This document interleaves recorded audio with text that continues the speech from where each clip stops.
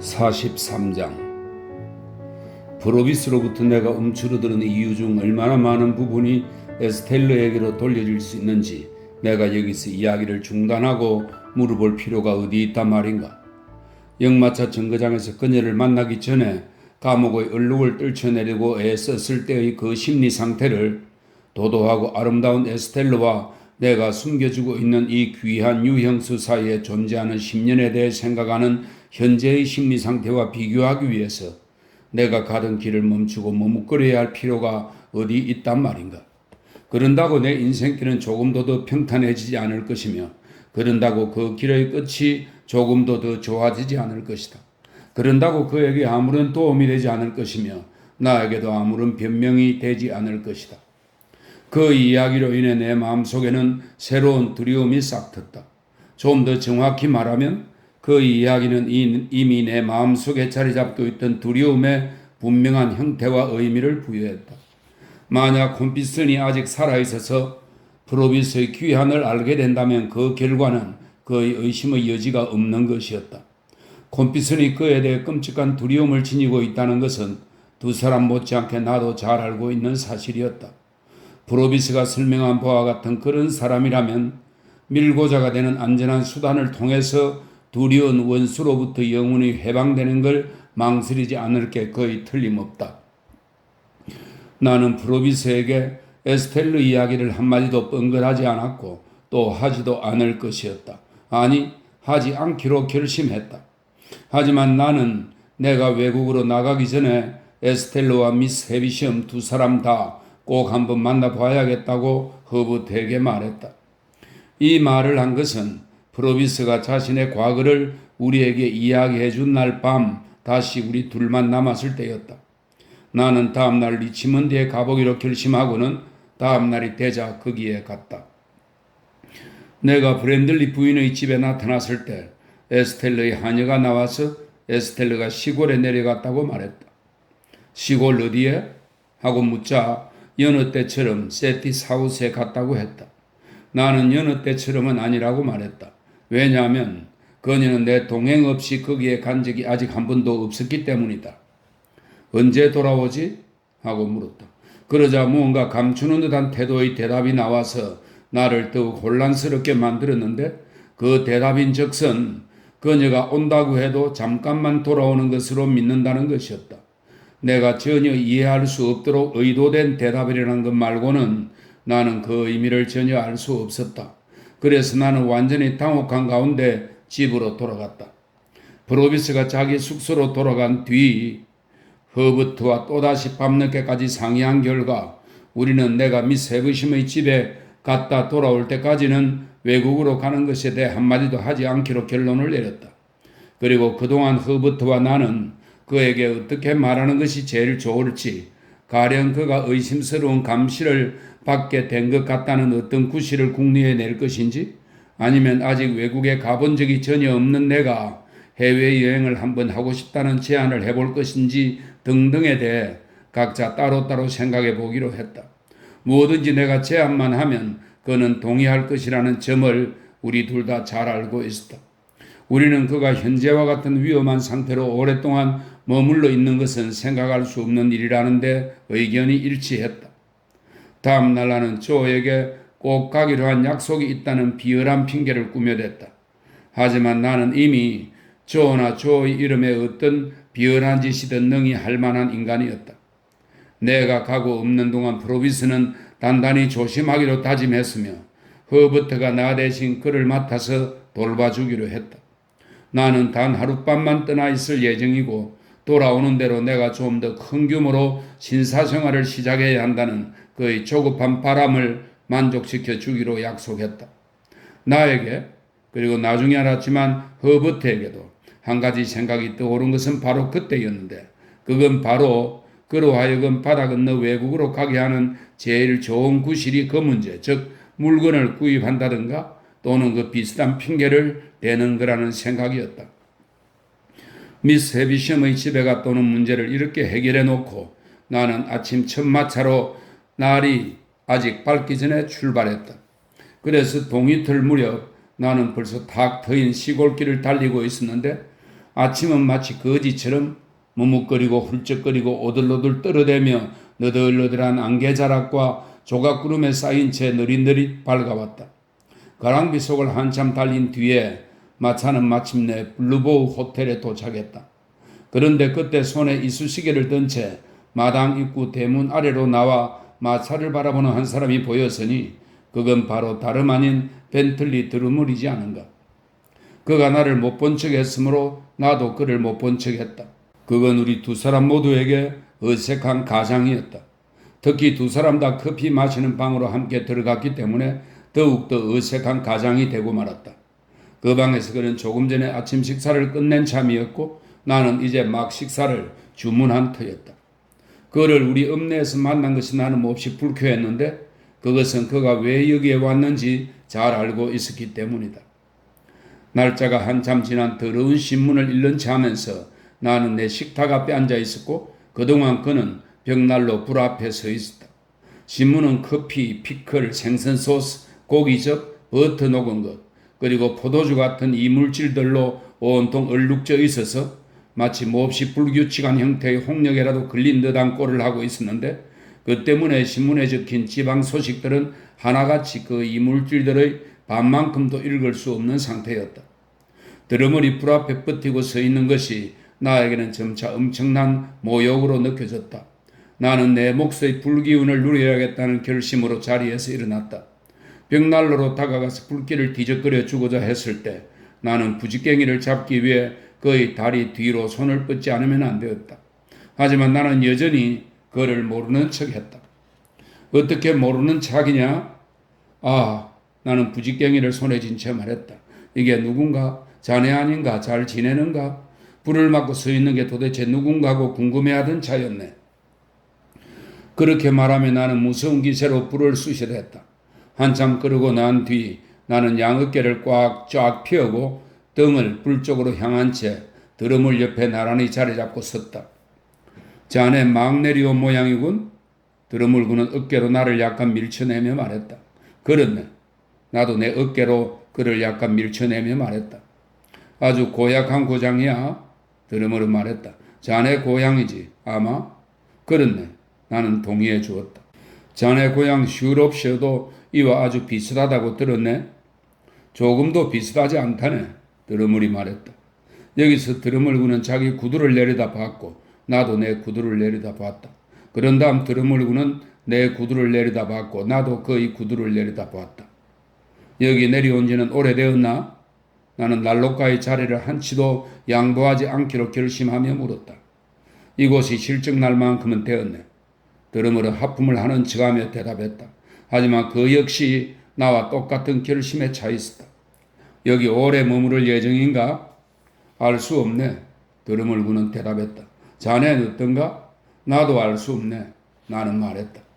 그 순간 나는 피가 욱신거릴 정도로 끓어오르는 상태에서 만약 드러물군의 어깨가 방 안의 자리를 머리카락 한 올만큼이라도 더 차지하고자 했다면 그를 즉시 창문으로 집어 던지고 말았을 거라는 느낌이었다.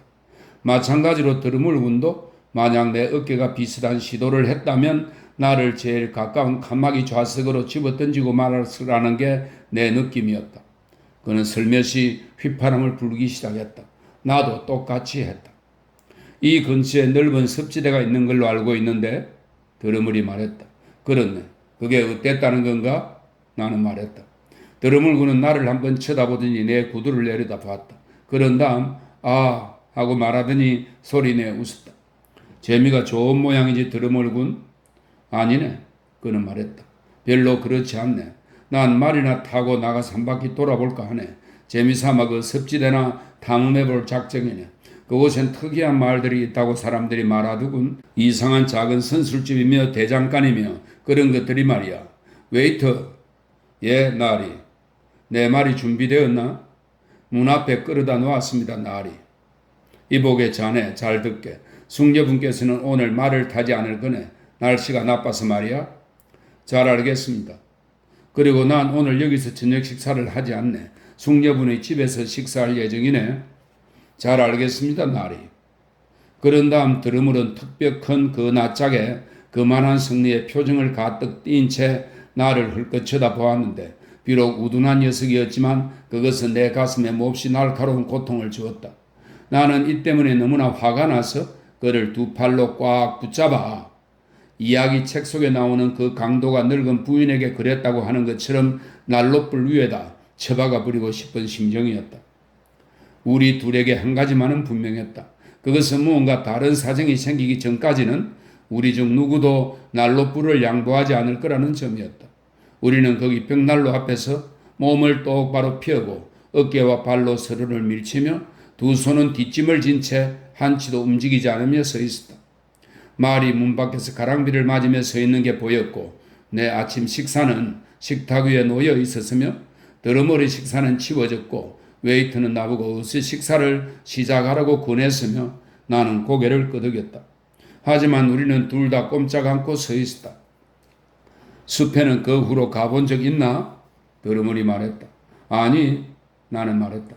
지난번에 갔을 때 난 방울새들에게 완전히 질렸다네. 그게 우리 사이에 의견 차이가 있었던 때였던가? 그렇네. 나는 아주 무뚝뚝하게 대답했다. 나 원참. 그들은 자네를 너무 쉽게 놓아줬다니까? 드러머는 조롱조롱 말했다. 자넨 화를 내지 말았어야 했어. 드러멀군. 나는 말했다. 자넨 그 문제에 대해 충고할 자격이 없네. 난 화를 내더라도 유리잔을 던지지는 않네. 난 던지네. 드러머는 말했다. 맹렬히 끓어오르는 격분 상태에서 나는 한두 번 그를 흘겨보고 난 뒤 말했다. 드러멀군. 이 대화는 내가 먼저 시작한 게 아니네. 그리고 난 이게 유쾌한 대화라고 생각하지 않네. 나도 그렇다고 확신하네. 그는 어깨너머로 거만스럽게 말했다. 난 그것에 대해 아무런 마음도 없네. 따라서 나는 계속해서 말했다.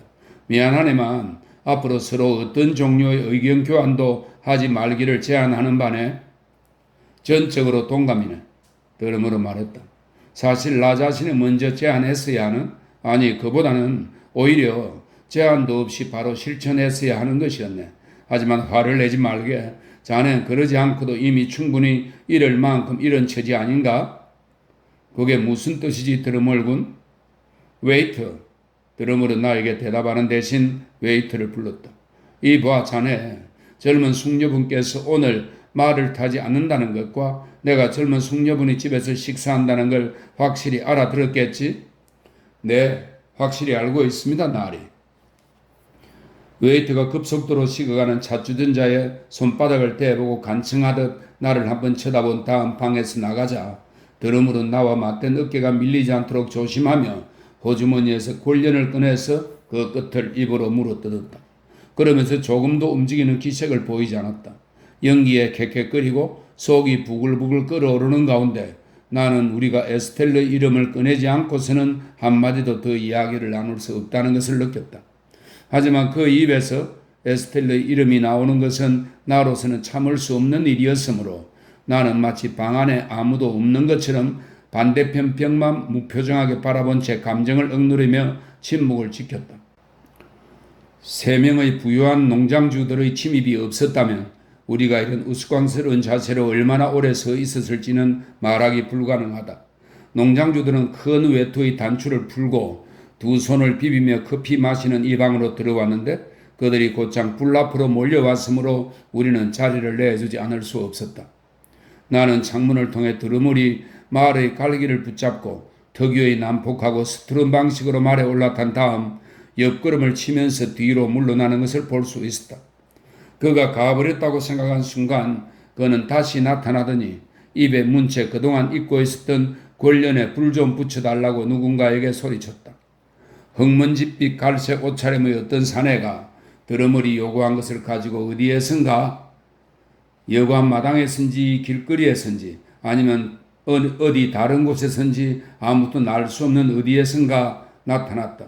드러물이 말 안장에서 몸을 기울여 골련에 불을 붙이고는 소리내 웃으며 내가 있는 커피 마시는 방 창문을 향해 고개를 휙 젖혀 보였을 때 등을 내 쪽으로 돌린 채 서 있는 이 사내의 구부정한 어깨와 헝클어진 머리카락은 나에게 올릭을 생각나게 했다.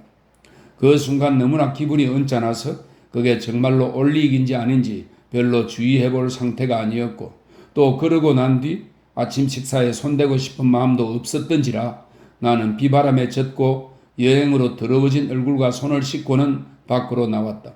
그러고는 내가 결코 발을 들여놓지 않았더라면, 아니 결코 알지 못했더라면 정말로 훨씬 좋았을 그 잊을 수 없는 집을 향해 갔다. 44장. 미스 해비션과 에스텔리는 화장대가 있고 벽에 밀랍 촛불이 타고 있는 예전의 그 방에 있었다. 미스 해비션은 벽난로 근처의 작은 소파에 앉아 있었고 에스텔리는 그 발치에 방석을 깔고 앉아 있었는데 에스텔리는 뜨개질을 하고 있었으며 미스 해비션은 그걸 바라보고 있었다. 내가 들어가자 그들 둘 다 고개를 들고 바라보았다. 그리고 두 사람 다 내게 어떤 변화가 생겼다는 것을 알아차렸다. 그들이 서로 교환하는 표정에서 나는 그것을 짐작할 수 있었다. 무슨 바람이 불어 여기까지 오게 된 거냐, 핍? 미스 해비션이 말했다. 비록 나를 빤히 쳐다보긴 했지만 나는 그녀가 다소 당황하고 있다는 걸 알아차렸다. 에스텔리는 한순간 뜨개질을 멈추고 나를 쳐다보았다가 뜨개질을 다시 계속했는데 나는 그녀의 손가락 움직임에서 내가 내 진짜 은인이 누군지 알았다는 것을 그녀가 알아챘음을 분명히 읽어낼 수 있었다는 상상이 들었다. 마치 그녀가 나에게 수화로 알려주기라도 한 것처럼 말이다. 미스 해비션, 나는 말했다. 저는 어제 에스텔러와 이야기할 게 있어서 리치먼드에 갔었습니다. 그런데 무슨 바람이 불었는지 그녀가 이리로 왔다는 말을 듣고 이렇게 뒤따라 온 것입니다. 미스 해비심이 나에게 앉으라는 손짓을 벌써 세 번째인가 네 번째 했으므로 나는 화장대 옆의 의자에 앉았다. 전에 그녀가 거기 앉아 있는 걸 내가 자주 보았던 그 의자는 그 모든 파멸이 내 코앞에 그리고 주변에 닥친 상황에서 그날 나에게 마땅히 어울리는 자리처럼 느껴졌다. 미스 해비션, 제가 에스텔라에게 하고자 하는 이야기는 곧 조금 있다가 당신 앞에서 이야기하도록 하겠습니다. 그건 미스 해비션, 당신을 놀라게 하지도 불쾌하게 하지도 않을 이야기입니다. 저는 당신이 더 이상 바랄 수 없을 만큼 몹시 불행한 상태이니까요. 미스 해비션은 계속해서 나를 빤히 쳐다보았다. 나는 뜨개질을 하는 에스텔러의 손가락 움직임에서 그녀가 내 말에 주의를 기울이고 있다는 걸 읽을 수 있었다. 하지만 그녀는 고개를 들고 쳐다보지는 않았다. 저는 제 은인이 누구인지 알게 되었습니다. 그건 행복한 발견이 아닙니다. 그리고 제 평판이나 신분이나 운세를 좋아지게 할 가능성이 전혀 없는 발견입니다. 말 못할 사정이 있어서 그것에 대해 이 이상은 이야기할 수 없습니다. 제가 아닌 다른 사람의 비밀이기 때문입니다. 내가 잠시 말을 멈추고 에스텔을 바라보며 어떻게 말을 이어갈지 생각하는 동안 미스 해비시엄이 내가 한 말을 되풀이했다. 너가 아닌 다른 사람의 비밀이기 때문이라고?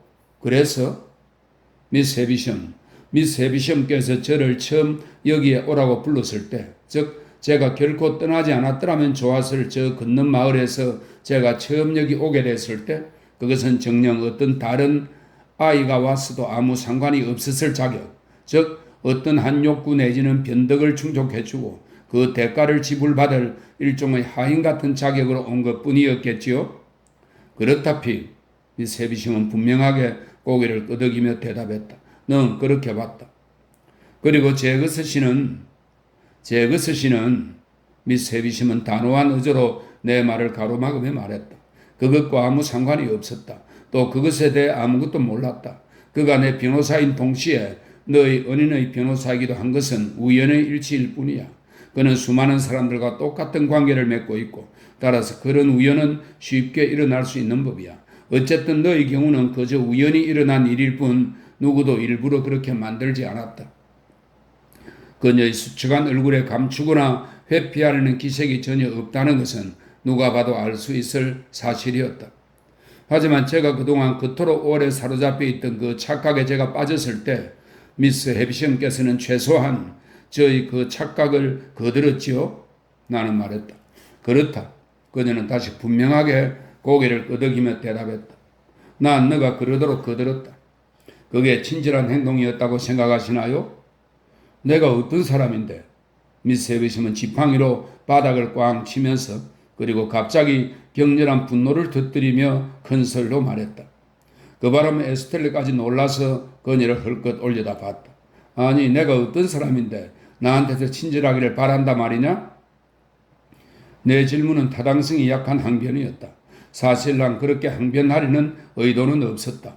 그래서 나는 그녀에게 그렇게 말했고 그녀는 발끈했던 걸 가라앉히며 생각에 잠긴 채 앉아 있었다. 그래 그녀는 말했다. 그 밖에 또 뭐가 있냐? 저는 예전에 여기서 행한 봉사에 대해 미스 해비셴으로부터 후한 보답을 받았지요. 나는 그녀의 기분을 달래기 위해 말했다.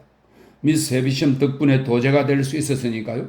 조금 전의 질문들은 오직 저 자신이 알고자 드린 질문들이었습니다. 하지만 이제부터 말씀드리는 것은 다른 목적에서 드리는 말씀입니다.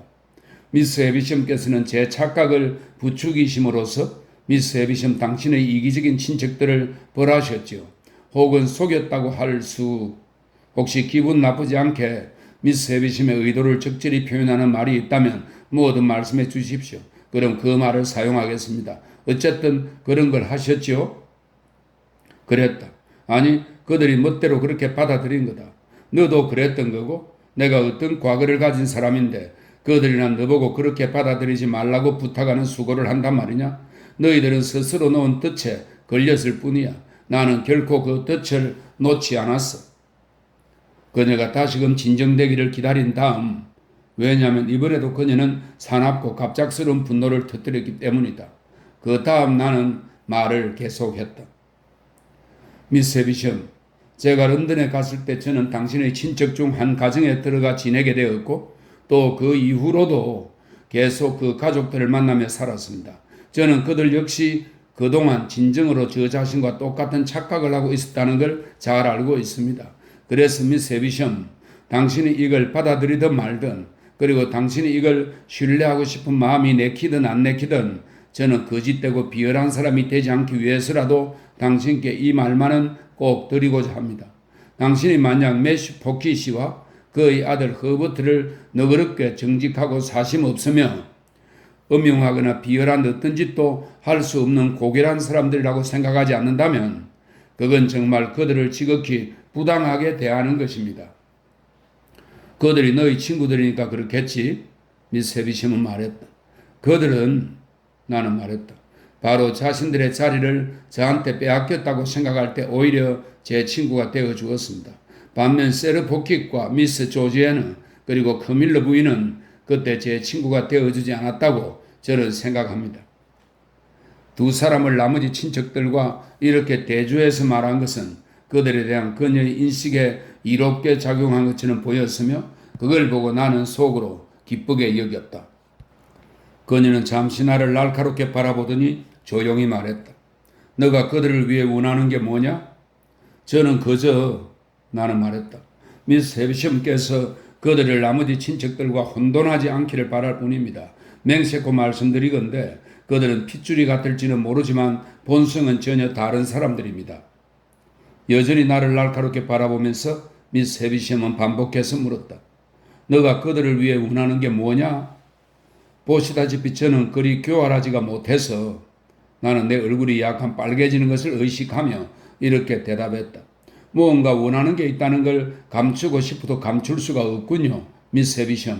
혹시 당신이 돈을 좀 떼어서 내 친구 허버트에게 일생 동안 지속될 수 있는, 하지만 이러의 성격상 그가 모르게 해야 하는 한 가지 도움을 베풀어 줄 수 있다면 저는 그 방법을 당신께 알려드릴 수 있습니다. 왜 그가 모르게 도와줘야 한다는 거냐? 그녀는 나를 좀 더 주의 깊게 응시할 수 있도록 두 손을 지팡이 위에 얹어 놓으며 물었다. 그건, 나는 말했다. 바로 저 자신이 그가 모르게 그 도움을 주기 시작했기 때문입니다. 그리고 그런 지 2년도 더 되었는데 이제 와서 그것이 알려지는 걸 바라지 않기 때문입니다. 제가 왜 이 도움을 끝까지 해줄 수 없는가 하는 것은 지금 설명드릴 수 없습니다. 그것도 아까 말씀드린 비밀, 즉 제가 아닌 다른 사람의 비밀에 속한 사항입니다. 그녀는 점차 나에게서 시선을 거두고는 난로불로 눈길을 돌렸다. 침묵 속에서 그리고 천천히 타들어가고 있는 촛불빛 아래에서 그녀가 난로불을 지켜보고 있는 시간은 아주 길게 느껴졌다. 그러다가 빨갛게 타던 석탄 일부가 푹 꺼지는 소리에 그녀는 문득 정신을 차리고는 다시 내 쪽으로 눈을 돌려 처음에는 멍하니 그러다가 점차 주위를 집중하여 나를 바라보았다. 그동안 에스텔르는 내내 뜨개질을 계속했다. 이었고 그녀의 주의가 나에게 완전히 모아졌을 때 미스 헤비심은 마치 우리의 대화가 전혀 끊어지지 않았던 것처럼 말을 이었다.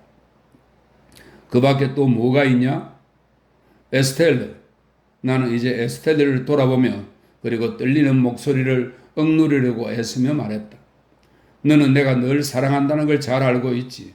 너는 내가 늘 오랫동안 아주 깊이 사랑해 왔다는 것을 잘 알고 있지. 내가 이렇게 말을 걸자 에스텔르는 시선을 들어 내 얼굴을 쳐다봤다. 뜨개질을 하는 그녀의 손가락은 계속 부지런히 움직이고 있었고 그녀는 아무 동료도 없는 표정으로 나를 바라보았다. 나는 미스 헤비섬이 나와 에스텔르를 번갈아가며 헐끗헐끗 바라보는 걸 알았다. 나의 그 오랜 착각만 없었다면 나는 이 말을 훨씬 더 일찍 했을 거야. 그 착각 때문에 나는 미스 헤비섬이 우리를 서로 짝지어주려고 작정하고 있다고 생각해 왔어.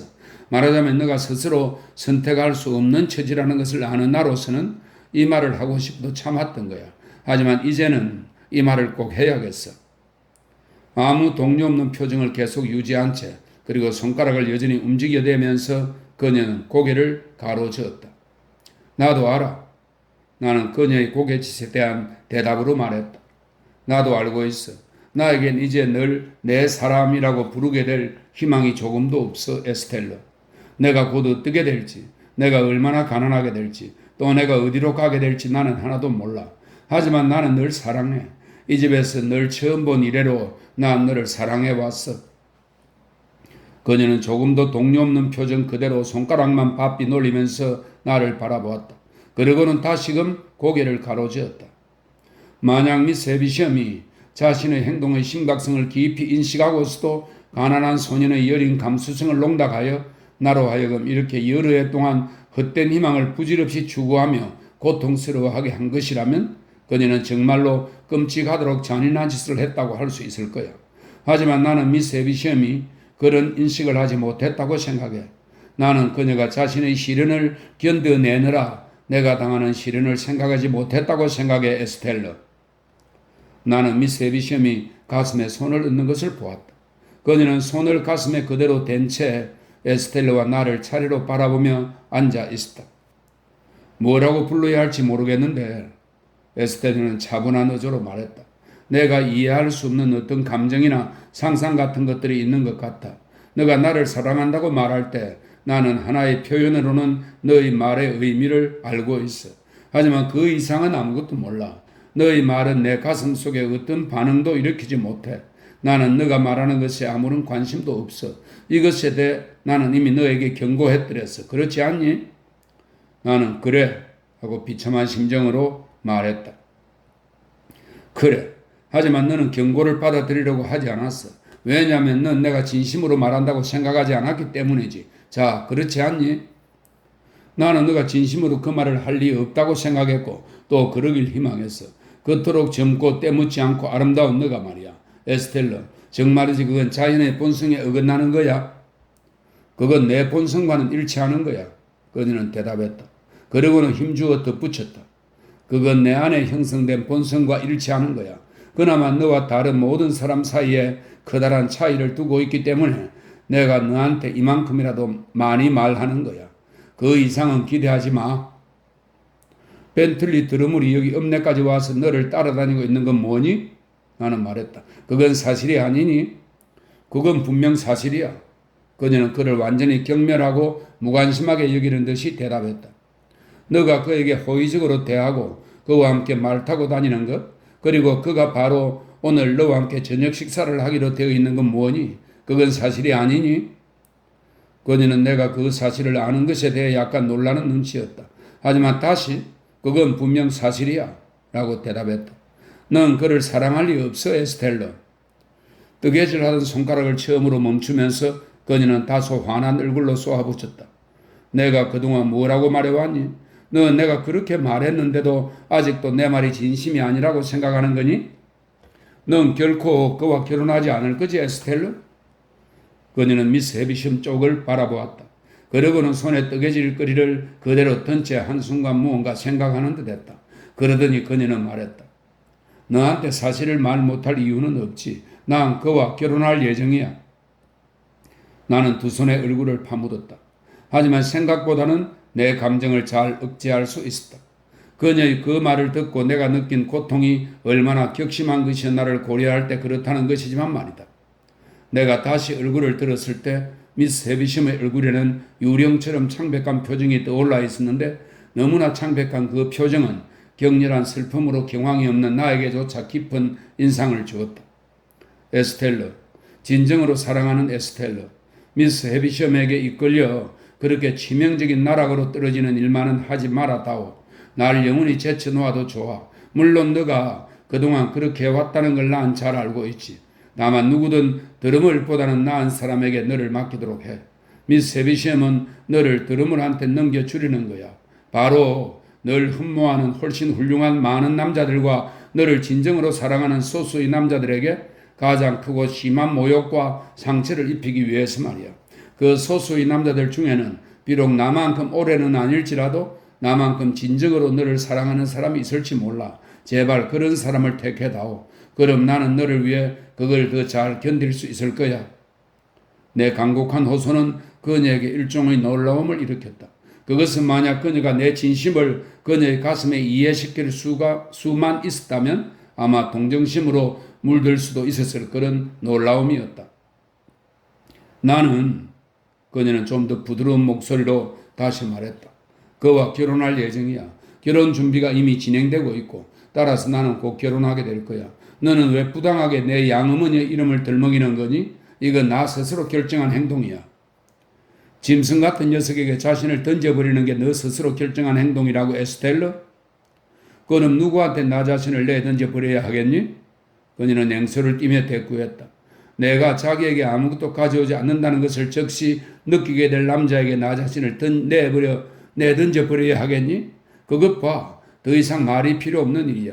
나는 충분히 잘해 나갈 거고 내 남편도 잘해 나갈 거야. 너가 치명적인 나락이라고 부른 것이 내가 끌려가는 문제에 대해 말하자면 미스 헤비섬이 만약 미리 알았다면 오히려 나를 좀 더 기다리게 해서 결혼하지 못하게 했을 거야. 하지만 나는 그동안 살아온 이 생활이 나한테 그의 아무 매력도 없는 이 생활이 실증났어. 그래서 하루라도 빨리 그걸 바꾸고 싶은 마음뿐이야. 너의 말은 더 이상 듣고 싶지 않아. 우린 결코 서로를 이해할 수 없을 거야. 그런 짐승 같은 비열한 놈하고 그런 짐승 같은 어리석은 놈하고 결혼하다니. 나는 절망하여 소리쳤다. 내가 그에게 축복이 되리라는 걱정은 안 해도 돼. 에스텔러는 말했다. 나는 그런 존재가 되진 않을 거야. 자, 여기 내 손이 있어. 우리 악수하며 좋게 헤어지자. 이 환상에 빠진 아이야. 아니, 남자야 라고 해야겠지? 오, 에스텔러. 나는 대답했다. 아무리 참으려도 비통한 눈물이 그녀의 손 위로 쏟아지는 것을 막을 수 없었다. 설령 내가 영국에 남아서 다른 사람들과 나란히 얼굴을 들고 다닐 수 있다 하더라도 난 너가 드러머의 아내가 된 것만은 도저히 바라볼 수 없을 거야. 바보 같은 소리 마. 그녀가 대답했다. 바보 같은 소리 마. 넌 금세 잊어버리고 말 거야. 난 결코 그러지 못할 거야, 에스텔러. 일주일이면 마음속에서 날 잊고 말걸? 늘 마음속에서 잊는다고? 너는 내 존재의 일부야. 나 자신의 일부야. 거칠고 천한 소년이었던 내가 처음 여기 온 이래로 너는 내가 읽는 글 한 줄 한 줄마다 그 안에 존재하고 있었어. 물론 그때도 너는 이미 내 가련한 가슴에 상처를 입혔지. 너는 그 이후로 내가 본 모든 풍경 속에 강이든 배의 돛이든 섭지대든 구름이든 햇빛이든 어둠이든 바람이든 숲이든 바다든 길거리든 그 어떤 것이든 그 속에 존재하고 있었어. 너는 내 마음이 그 후로 알게 된 모든 아름다운 상상의 화신이었어. 내 존재와 영향력은 나에게 런던에서 가장 튼튼한 건물의 육중한 돌들보다도 더 실감 있는 것이며 그걸 바꾸는 것은 그 돌들을 너의 손으로 옮겨놓는 것보다 훨씬 더 불가능한 일이야. 그리고 그것은 언제 어디서든 변함없을 거야, 에스텔러. 내 인생의 마지막 순간까지 너는 내 인격의 일부분으로 남아 있을 수밖에 없어. 얼마 안 되는 내 안의 좋은 면의 일부이자 나쁜 면의 일부로서 말이야. 하지만 오늘 이 이별의 순간에 나는 너를 오직 좋은 것하고만 연결짓겠어. 그리고 언제나 충실하게 그것에 비추어 너를 기억하겠어. 왜냐하면 내가 지금 너 때문에 아무리 쓰라린 고통을 느낀다 하더라도 너는 나에게 해로움보다는 이로움을 훨씬 더 많이 주었음에 틀림없기 때문이야. 아, 하나님이 너를 축복하시기를, 그리고 하나님이 너를 용서하시기를. 불행이 절정에 이른 가운데 내가 얼마나 정신없이 이 말들을 더듬대며 토해냈는지 나는 기억하지 못한다. 이 열렬한 고백은 마치 몸속 깊은 상처에서 흘러나오는 피처럼 내 안에서 울컥울컥 샘솟아 밖으로 터져나왔다. 나는 그녀의 손을 내 입술에 댄 채 한참 동안 머뭇거리며 있었다. 그리고는 그녀를 떠났다. 그러나 에스텔라가 놀란 얼굴로 그저 믿지 못하겠다는 듯이 나를 바라보는 동안 손을 여전히 가슴에 댄 채 유령처럼 창백하게 노려보며 연민과 회한으로 녹아내릴 듯이 앉아있는 미스 헤비심의 귀신 같은 형상은 그 뒤로 항상, 그 직후에는 그 이유가 좀 더 강했는데 내 기억에 항상 남아있었다. 모든 게 끝장났고 모든 게 사라졌다. 너무나 많은 것이 끝장나고 사라져서 내가 대문 밖으로 나왔을 때 햇빛조차 내가 그 집에 들어갔을 때보다 더 어두운 색을 띠고 있는 것처럼 보였다. 얼마 동안 나는 외딴 소로와 새길로 들어가 사람들 눈을 피했다. 그런 다음 나는 런던까지 내내 걸어가기로 마음먹었다. 왜냐하면 그때쯤 나는 어느 정도 정신을 차려서 여관에 들어가 드러머를 만날 수 없다는 것과 마차를 타고 가며 사람들과 이야기하게 되는 것을 견딜 수 없으리라는 것, 그리고 나 자신을 지치게 만드는 것만큼 나에게 좋은 일은 없으리라는 것 등을 생각해낼 수 있었기 때문이다. 내가 런던교를 건넜을 때는 한밤중이 지나서였다.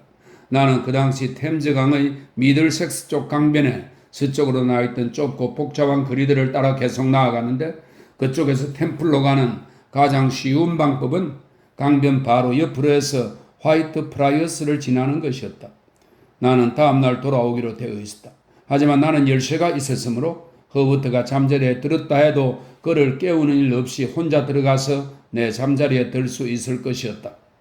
내가 템플이 닫힌 뒤에 화이트 프라이어스 쪽 출입문으로 들어가는 일은 거의 없었으므로, 그리고 내가 심한 진흙 둘성리에 몹시 지친 모습이었으므로 야근하는 수위가 내가 들어가도록 문을 약간 열어주면서 나를 아주 주의 깊게 살펴보았을 때 그것을 기분 나쁘게 생각하지 않았다. 나는 그의 기억을 돕기 위해 내 이름을 말해주었다. 완전히 확신하지 못하겠습니다만 나리이신 줄로 생각했습니다. 나리. 여기 전해드릴 쪽지가 하나 있습니다. 나리. 그걸 가져온 심부름꾼은 나리께서 제 등불로 여기서 그걸 읽어주기 바란다고 부탁했습니다. 이 요청에 크게 놀라며 나는 쪽지를 받았다. 그것은 필립 핍 기회하라고 씌어 있었고, 이 이름 바로 위쪽에 부디 이 자리에서 읽어주시오 라는 말이 적혀 있었다. 수희가 등불을 들고 비춰주는 동안 나는 쪽지를 열고 내용을 읽어보았다. 거기에는 외믹의 필체로 이렇게 씌어 있었다. 집에 가지 말아요.